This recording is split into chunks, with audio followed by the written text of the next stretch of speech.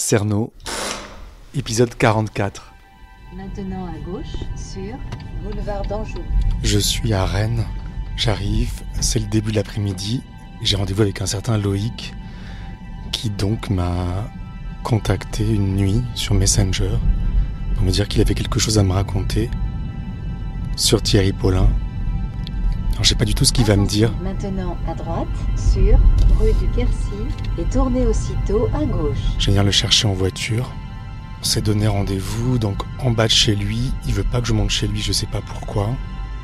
Et il veut ensuite qu'on aille dans un parc, le jardin du Tabor. Attention, zone piétonne. J'attends en bas de chez lui. C'est un square, dans un ensemble HLM. Je le vois, il arrive. Ils étaient deux. Ah ouais, ils étaient deux. Jean-Thierry Mathurin. Thierry Paulin. À notre époque, ils auraient fait de la télé-réalité. C'était à Paris dans les années 80, on l'appelait le tueur de vieilles dames. Il avait la tête de Monsieur Tout-le-Monde. Ah, ok. Je fais un podcast. Coquin. Si vous ressentez le besoin de comprendre, Non. Tout le monde s'en fout. Le passé ne revient pas. il faut continuer votre chemin.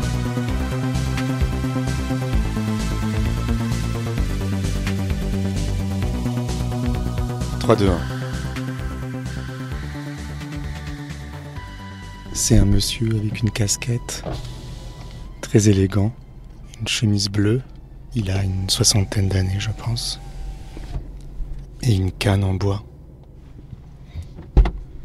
Bonjour Loïc, On te connaît. enchanté. Moi aussi. Ça va? Moi aussi. Oui, ça va bien. On va où alors? Direction le Tabor, le parc qui est un endroit magnifique à Rennes. D'accord, on sera tranquille là-bas? Voilà, tout à fait. On va trouver de la verdure et de la tranquillité, du calme. Tu mets ta ceinture? Bien sûr. Oui, tu vois, j'ai toujours mon micro branché. Bien sûr, oui, je sais. Après, tu Après je coupe. coupes et puis tu gardes ce qui te semble pertinent Voilà. et ce qui convient à ton podcast, ce qui est très bien. J'aime. Ah, merci. Vraiment, ça me plaît énormément. Et j'aime aussi tes témoignages que tu fais sur Super-héros. Super-héros. Le garçon homosexuel qui témoignait, j'ai trouvé ça très très très beau, très bouleversant. Et Christophe. oui, ça m'a beaucoup plu, beaucoup touché, puisque moi je n'ai pas connu ça, je n'ai pas connu. Son cas est très différent du mien. Moi aussi, je suis homosexuel. Mais je suis né en 61, ce qui fait que j'ai quand même largement profité. Excusez-moi, tu me permets, oui, de vapoter. Bien sûr. Oui. Je suis breton, je suis originaire du Morbihan. Un très joli petit coin qui s'appelle Crac. En breton, ça veut dire petit monticule de terre, petite butte. Et effectivement, c'est construit sur une petite hauteur. Et alors, ce qui se passe, c'est qu'en fait, moi, mon histoire, comme je te le disais, étant né en 61, j'ai vraiment beaucoup profité de l'avant-sida. J'ai été, entre guillemets, émancipé très très jeune, très jeune. J'ai perdu ma maman qui s'est suicidée à l'âge de 14 ans. Ça a été un drame terrible pour moi. C'est d'ailleurs toujours un drame, puisque je suis malade des nerfs, j'ai une dépression qui s'est installée. À cause de ça? En grande partie, oui, entre autres. La difficulté à assumer mon homosexualité dans un petit village breton qui n'était pas forcément très... Là, j'étais la pédale du village, quoi, donc c'est jamais très agréable à vivre. Et dès que j'ai eu mon bac, j'ai pu dire ouf, enfin... Et donc je suis arrivé à Rennes en 80. Rennes est une ville qui m'a beaucoup plu. Et dans les années 80, c'était un paradis. Il y avait des Parisiens. Je me souviens d'Élie et Jacquenot qui... Il y avait un groupe de musique. Voilà, un groupe de musique qui était ami d'Étienne Dao, qui régulièrement venait faire la fête le week-end.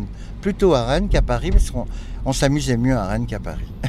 il y avait une mixité dans la population, un mélange de gens, de personnes, etc.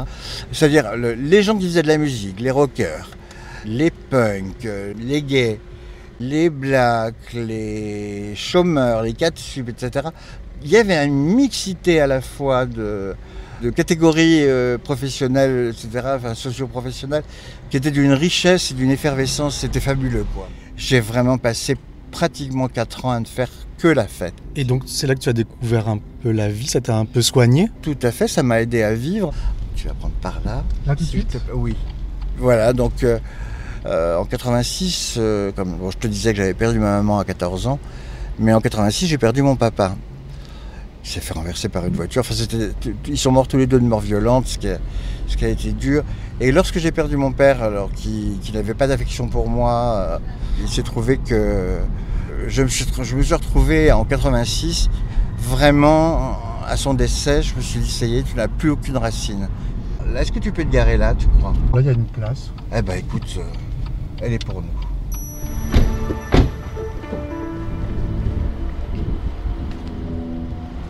Donc là, on marche dans la rue, on s'est garé et on va vers les jardins du Tabor. Vers la roseraie du Tabor, qui est un endroit magnifique. Tu es très élégant. C'est très gentil, merci. Je trouve que c'est important, même quand on va pas bien à l'intérieur de soi, de donner une image au moins agréable à regarder aux autres. Déjà pour soi, c'est quand même plus agréable d'être présentable, avenant, que débraillé, etc. Tu ne me verras jamais en jogging, par exemple. Tu veux qu'on se mette ici? Si tu veux, On se met où tu veux, c'est magnifique. Hein. là, on peut faire un tour de la roseraie. On serait peut-être mieux à l'ombre, peut-être sous les grands arbres là-bas. C'est très beau. Hein. Ouais. Quand je suis arrivé à Rennes en 80, j'ai fait la connaissance de la chanteuse de Niagara, du groupe Niagara, qui chantait L'amour à la plage. Entre autres, Muriel Moreno, qui était une fille adorable. Et elle a fait une maîtrise d'histoire de l'art. Et son sujet, c'était le Tabor de Rennes. Ah oui, d'accord. Voilà, on avait fait quelques photos ensemble. Mais elle a été reçue à sa thèse, donc elle est docteure en histoire de l'art. J'ignorais ça. Ben oui. Il y a un banc là-bas, Ah oui, il y a des bancs à l'ombre. Super, ouais. Ouais, puis au calme, devant les roses. J'adore ça. Donc tu me disais que à la mort de ton papa, tu t'es retrouvé un peu livré à toi-même? Livré à moi-même totalement, je n'avais que... Enfin, j'avais 25 ans, mais j'ai été livré à moi-même à la mort de maman à 14 ans. J'étais perdu, j'étais complètement... Je ne savais plus où j'étais, je ne savais plus qui j'étais. Ça a causé une plaie béante dans mon cœur qui ne se refermera jamais parce que ça suinte toujours, c'est purulent, c'est terrible. C'est pas beau, c'est pas une jolie plaie, c'est pas une belle cicatrice. Mais je pense que c'est le cas de beaucoup de deuils qui sont impossibles à faire, hein, de toute façon. Étant donné qu'en plus on était enfant, enfin mon frère avait 18 ans, mais moi j'en avais que 15 et 14 même quand maman est morte. Et les adultes autour de nous, on est une toute petite famille, mais le peu d'adultes qu'il y avait autour de nous, pour ne pas nous froisser, ne parlaient pas de maman. Et quand on ne parle plus d'une personne qui est décédée, c'est impossible d'en faire le deuil. Et pour faire le deuil de quelqu'un, il faut en parler. Il faut se remémorer qui elle était, etc. Et maman, c'est terrible, mais quand elle est décédée, c'est comme si un livre s'était refermé et qu'on n'avait jamais connu cette personne. Et moi, j'ai perdu beaucoup, parce que le choc a été tellement terrible, que j'ai perdu beaucoup de souvenirs de ma maman vivante. Je sais qu'elle était très aimante.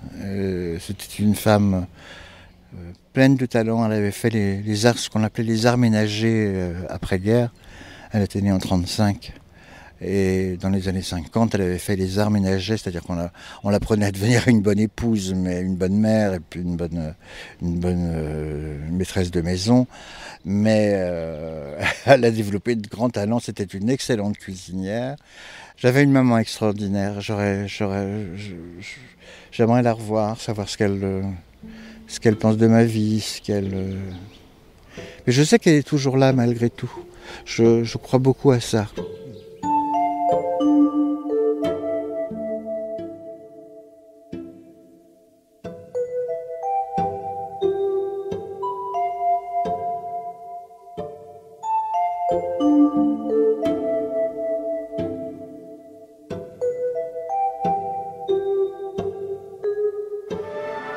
Mon père et ma mère n'étaient pas faits pour vivre ensemble. Et ce qui a causé son malheur, c'était mon père, évidemment, parce que c'était... Et... Pourquoi évidemment? Parce que c'était un enfant de... Ma grand-mère était née en 1892 et mon père est né en 1935. C'est-à-dire qu'elle avait 43 ans quand mon papa est né. Donc mon père était un fils de vieux. Il a été élevé par des personnes qui étaient déjà âgées. Il a perdu son père assez tôt. Et puis mon papa était presque odieux avec sa mère. C'était un petit tyran domestique, quoi. Ce qu'il est devenu ensuite avec ma mère. C'est ça. Voilà. Et très capricieux, enfant gâté, enfant élevé seul, donc auto-centré. Il avait des côtés très pervers. Bon, c'était quelqu'un qui était très attiré en plus, je crois, par le sexe, parce que c'était ce que lui reprochait maman et il ne s'en cachait pas tant que ça. Et en revanche, il était d'une jalousie maladive envers ma mère. C'était sans cesse des questionnements, des reproches. Mais alors, il n'y a jamais eu de violence physique, mais il y avait une violence psychologique qui était très très pesante, tout le temps. Et à tel point que ma maman s'est suicidée un 28 octobre. C'était pas un hasard, le mois d'octobre était le mois de congé de mon père, puisque étant ouvrier garagiste, l'été à la Trinité-sur-Mer, dans le garage où il travaillait, il y avait énormément de travail. Donc ses vacances, il les prenait en octobre. Et ma maman a mis fin à ses jours à la fin d'un mois où elle était en pleine dépression déjà. Elle était soignée pour ça. Le lendemain, elle aurait dû voir son psychiatre. Alors, est-ce qu'elle a craint l'enfermement psychiatrique, ce qui, quand même, à l'époque, faisait très peur, parce que quand on allait à l'hôpital de Saint-Avé, qui est près de Vannes, on disait Saint-Avé, c'était chez les fous. Et donc, tout de suite, l'étiquette cinglé ou malade mentale, était posée sur la personne qui faisait un séjour à Saint-Avé. Donc, est-ce que maman a eu peur de tout ça?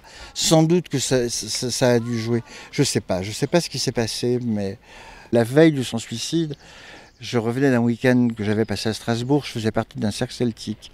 On était allé danser à Strasbourg, mais je revenais de ce fameux week-end, donc dans la nuit du dimanche au lundi. Et puis le mardi, j'embrasse maman comme tous les jours avant d'aller à l'école. Et je lui dis « à ce soir ». Puis elle me dit « oui, Loïc, à ce soir ». Et ce jour-là, à l'école, il y avait un cross de début d'année qui était organisé tout près du collège. Et à un moment, j'entends la directrice de l'école, sœur Odette, qui demande je voudrais parler à Loïc Lemoelle. Est-ce que quelqu'un le connaît? Est-ce qu'il est parmi vous? Alors j'entends mon nom, je me dis qu'est-ce que tu as dû faire une énorme connerie. Je suis allé la voir, je lui dis bonjour madame, je suis Loïc Lemoelle. Elle me dit viens, suis-moi, tu vas remonter dans mon bureau. Je lui dis ça y est, c'est carrément le bureau. Je m'attendais à des heures de colle, enfin je sais pas, j'imaginais un petit peu tout et n'importe quoi.